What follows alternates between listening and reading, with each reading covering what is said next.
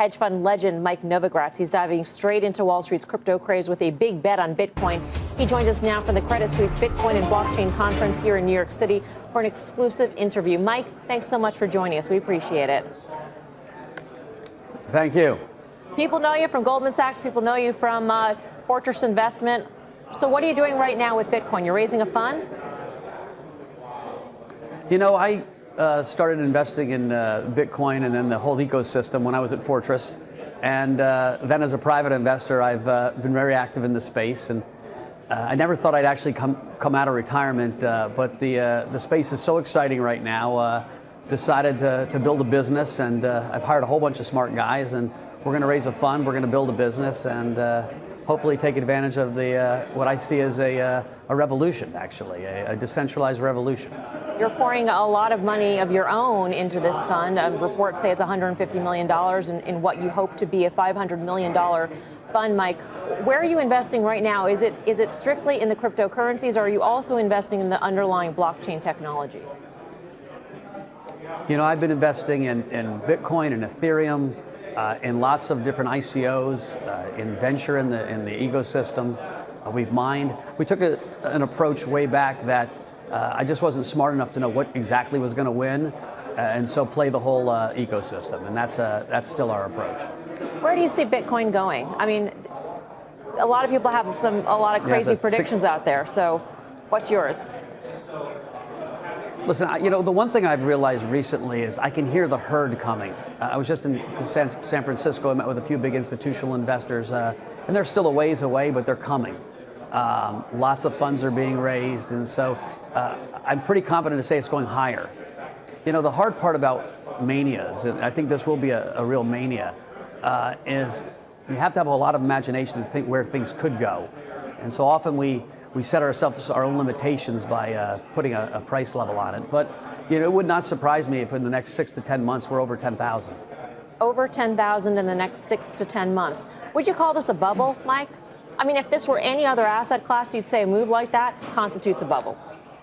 Well, you know, bubbles are funny because historically manias or bubbles happen around things that fundamentally change the way we live. If it's the railroad bubble or the internet bubble, they really did change the way we lived. This blockchain revolution, this decentralized revolution, is going to change the way we live. We've gone from kind of an experiment to now we're implementing. And I think just like in '97 when you thought about the internet, we could have never understood the ubiquity of the internet in 2017, even at the height of the bubble. 10 years, 15 years from now, you know, blockchain and decentralized systems will be everywhere. And so, yes, it's a bubble. It's going to be one of the great manias of all time. Bitcoin happens to be the bellwether of this entire decentralized revolution. And so it's the easiest way people can get exposure to it. And so I think Bitcoin probably runs the hardest. But things like Ethereum, I think, will be the public utility of this new space. And so we've split our bets, and we were betting on a lot of the other ICOs as well. So the internet bubble imploded famously, Mike. So does that imply that Bitcoin, that bubble in Bitcoin will also have a similar sort of implosion? And how does that happen? What triggers that? You know, right now, total market cap of the whole blockchain, Bitcoin, Ethereum, ecosystem is roughly $200 billion. In 1999, the internet got up to around $6.5 trillion. And so we are a long, long way from what a mania looks like. And so, yeah, listen, prices will always get ahead of themselves in new technologies.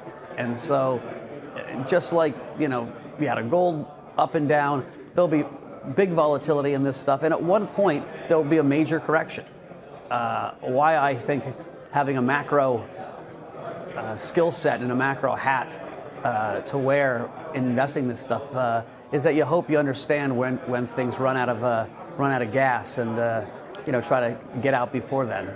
But I do think, just like in the internet, they're going to be companies that exist 20 years from now that really do change the way we do business. Sure.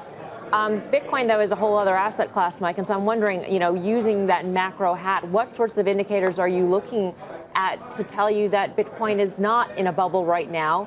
And what sort of indicators are you going to look at to say, you know what, they're flashing warning signs to me? What out there are you looking at? So I see Bitcoin really as a digital gold. It's become a store of value.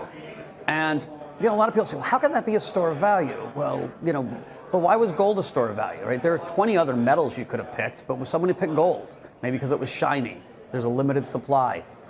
My kids walk around, I have 4 kids, 60% of the waking day, their head's in a phone. And so they're growing up in a digital world. One day, their boyfriend's going to give them digital flowers, and they're going to really enjoy the flowers. My mom would say, I want real flowers. But as we move into a digital world, having a digital store of value makes more and more sense. And so where could the price of gold or silver go in a speculomania? Who knows? There are a limited amount of Bitcoins. Very few people own them at this point. There are less than 5 million people in the whole that have crypto wallets. And it's a world that all has access. So you've got people in Taiwan, in Korea, in Japan, in India, in the United States, in over Europe that can participate. And so I think, you've got to let your imagination run on this one, and things can go for a lot longer and a lot higher.